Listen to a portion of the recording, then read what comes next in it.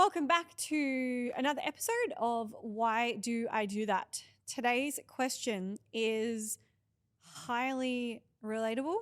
Why do I prefer being in my masculine and struggle to get into or stay in my feminine?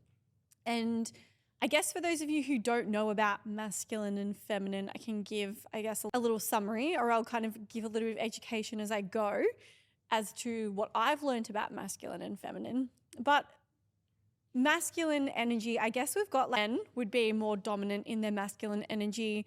Ideally, if you think about like the yin yang, men are mostly masculine with a dot of feminine, and women are ideally feminine with a dot of masculine. And what's actually happened is over time with women, I guess, being hurt, there's passed down trauma, but also with women kind of wanting to be able to do what men can do, there has been this shift in almost like epidemic, I want to say, of women who are stuck in their masculine and they're having reproductive issues. They're having issues with control. They're having issues with anxiety. They're having issues with overworking, with burnout. There are books upon books upon books for women who have burnout. And what's essentially happening is women are trying to function the way that men function, but our biology, our makeup is completely different. And so what's happening is women are getting into their masculine energy. And the masculine energy is very much structured. It's routine. It's this not dominating in a negative way, but it's like a really powerful energy. And the feminine energy on the opposite spectrum, on the opposite end of the spectrum, is in flow. There's no routine with the feminine. It's up and it's down and it's here and it's there, and it's very flowy and it's very unstructured and it's very nurturing and caring and loving. Whereas the masculine is protective. They're protective because that's what that's designed to be. And so what's happening is women are moving into their masculine and they're coming up with these really intense behaviors of self-protection, of protecting other people, feeling like they need to save other people, of being hypervigilant and feeling like there are threats all around them, and have become extremely controlling to the point where they're having issues in their relationships because they're pushing these male partners into their feminine by being so dominating in the relationships. I'm pretty sure everyone can probably think to a relationship where the woman dominates the relationship and the man has just become completely submissive.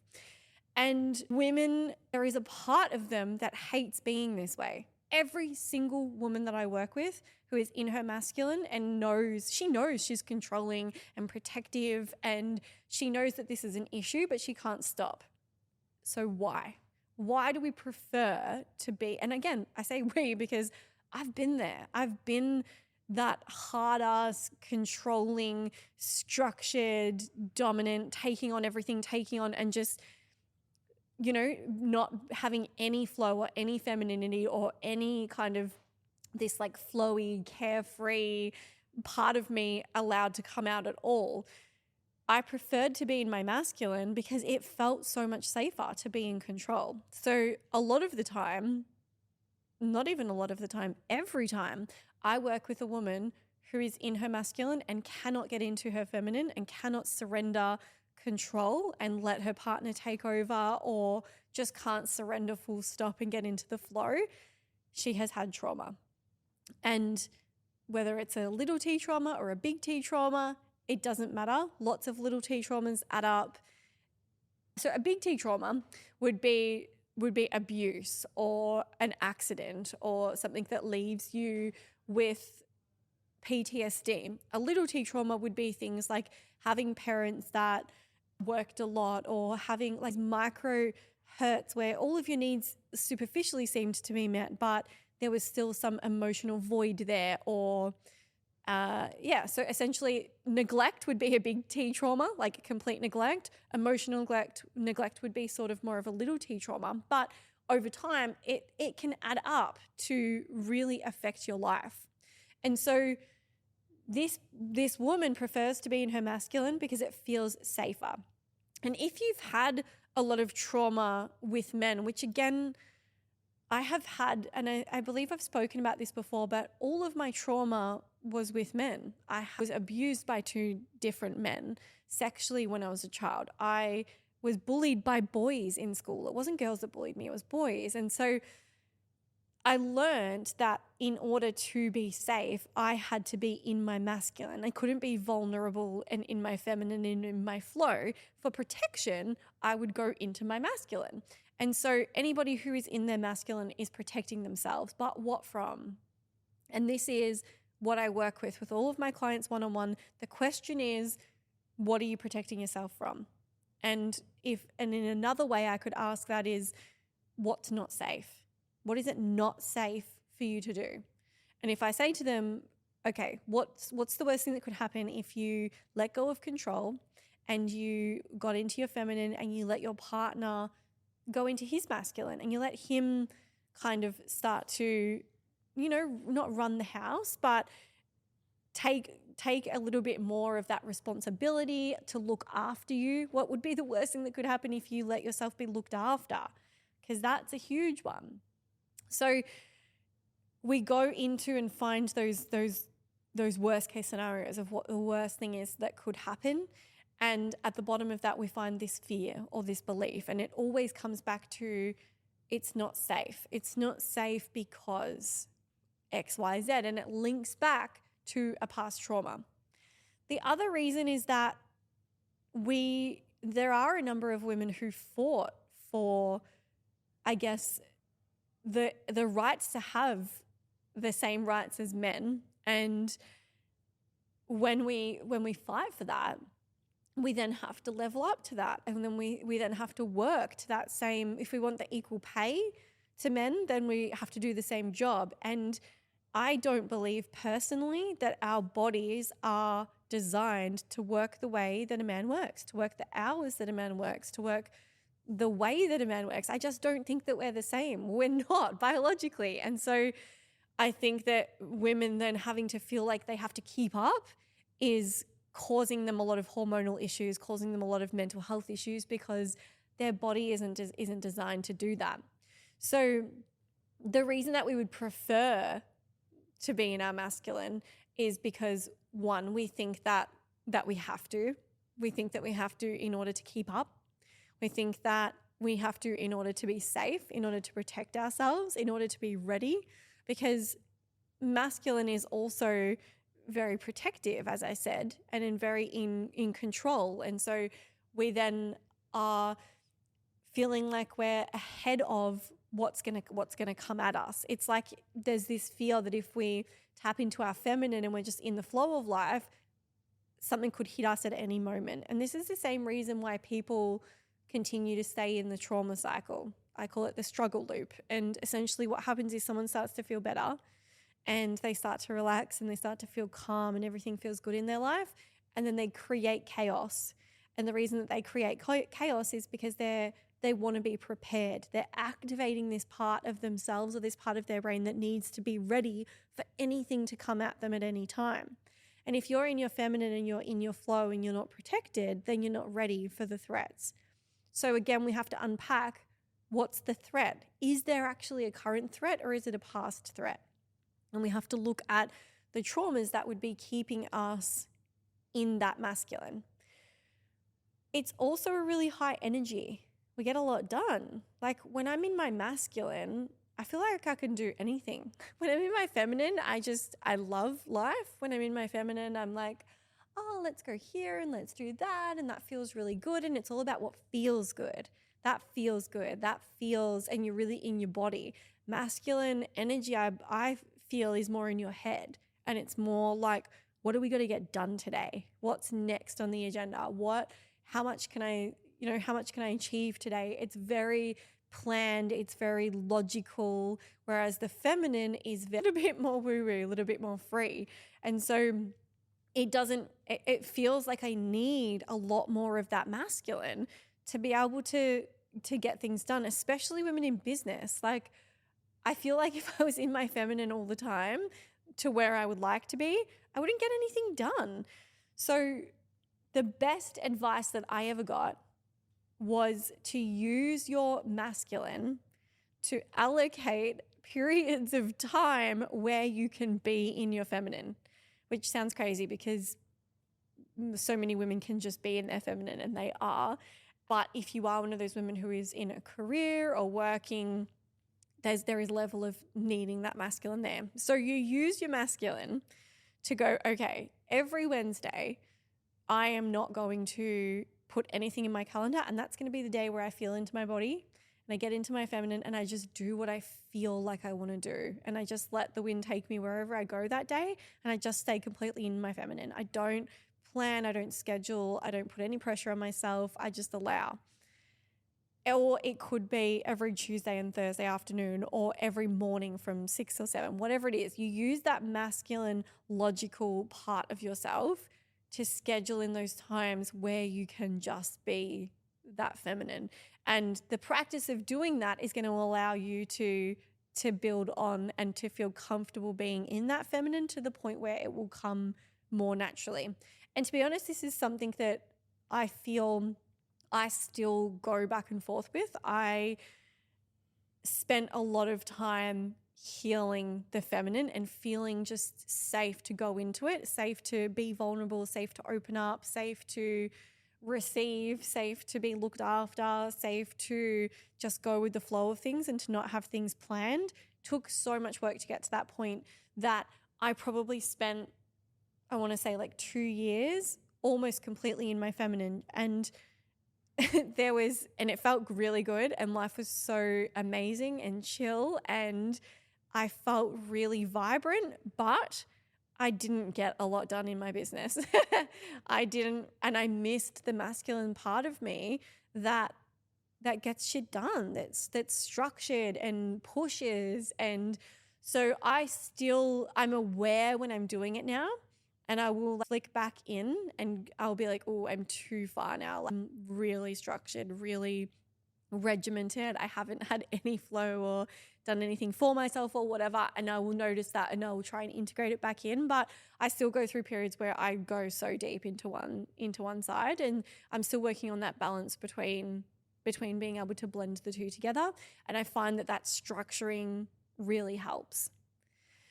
So the other thing to kind of look into, which I have obviously done a lot, is, as I said, all of the wounds that cause you to do that, because all the traumas that cause you to do that, because mine is heavily trauma based, and that was where the pattern started. And even though I feel like I've healed a lot of my trauma, I still have the patterns going on in my life. So looking at where did you learn that you had to be protective and that you had to be controlling, and deep diving into why you have to do that, where that happened, where that started. And a good journaling exercise would be, if I was to go into my feminine, I mentioned this before, if I was to go into my feminine, what's the worst thing that could happen? And you'll uncover a number of different beliefs when you just really free journal and start answering that question out. And for me, it was always like really logical things like, oh, I would lose my business because I would have no passion, which obviously didn't happen. But I would have this thing of I'll lose my business. I'll just be too airy-fairy. People won't like me. I'll forget things. There was all of these fears that came up with going into my feminine, which weren't actually true, but were beliefs that I had created to sort of keep me in that masculine, to keep me safe. And I think what happens as well is there's such a narrative out there of that men aren't safe.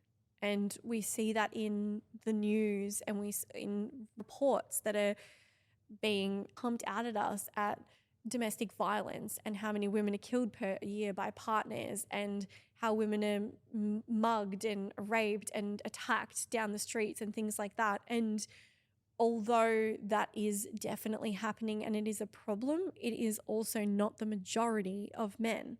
And so what happens is we're staying in our masculine to protect ourselves from the minority and from the very small chance that something like this could happen to us, when in reality, most of the men in our life aren't going to do that. And so we have to realize that, because what happens is, I should have prefaced this, but like what happens is when you're in your masculine, you naturally will push away men in your life, because there's this energy of like, I don't need you. I can do it myself. I'll look after myself. I don't need your help. And they can become like real man haters, even like towards their partners and just in general, because they're so in the masculine themselves that they've like absorbed this persona of like, of the man, of like, I don't need you. I can be both. I'm a woman, but I can protect myself. I don't need you. And that again comes from wounding and from messaging of like that men are abusive and men are toxic and men are XYZ. And obviously I have spoken about that on here, and I've been abused by men. I just told you I've been bullied by men. But I still have done a lot of work to see that there are so many good men in the world, and that isn't the normal. And I had to do that work to be able to tell myself that it was okay to jump out of that masculine and to stop protecting myself from every man, because I was at the point where I was like going to the servo or getting served at the chemist or any man, and I was looking at them thinking, I wonder if he's a pedophile. I wonder if he's raped somebody. I wonder if because it was such a strong message. It just kept me in that masculine. So you have to do a level of work around men being safe and around what your beliefs are about men. Because if you're putting yourself into that masculine, it is most commonly to protect yourself from men. And I would argue that most extreme feminists have had some intense wounding by men, and the messages that they're getting out there, some of them are really good, but it's all about where it's coming from. If it's coming from a place of wounding, the message is going to be a little bit wishy-washy. If it's coming from clear, direct, like, okay, I've done the healing work, this can be true and this can be true. Yes, women need XYZ, but also women are different in this way. So, you can have that more logical side, whereas if you have been wounded and hurt and you're stuck in your masculine, the message is just dun, dun, dun, dun, dun. It's very controlling. It's very intense. So some of the practices that I like to do to get into feminine is really, it's anything to do with getting into your body, because like I said, feminine is like body, masculine is logical, it's thinking. And so I do anything I can to come back into my body, which for me is like breath work, closing my eyes, breathing, focusing on my breath and feeling the sensations in my body. Because when I'm in my masculine, I can completely detach from my body. I could work for like 6 hours on the computer and not even realize that my back is in agony because I'm so focused on what I'm doing. So it's coming back into your body and connecting with your body, feeling your body. Movement is the next one, like dance. Go to a dance class or just dance around the lounge room. Shake your hips, move your body. Moving your body is going to bring you back into your feminine and back into your body and back into feeling. The other part to this is that I feel like feminine is gentle and it's slow and it's got patience. Masculine is more fast-paced, more rigid, more structured. So looking at ways that you can bring slowness and gentleness in.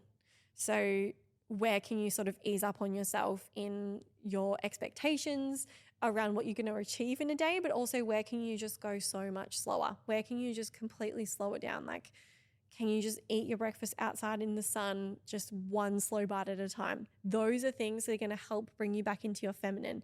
And if you try and do that, if you try and dance and you feel like you just can't even move your body, you dance for 2 seconds and you go, you know what, I need to do the washing.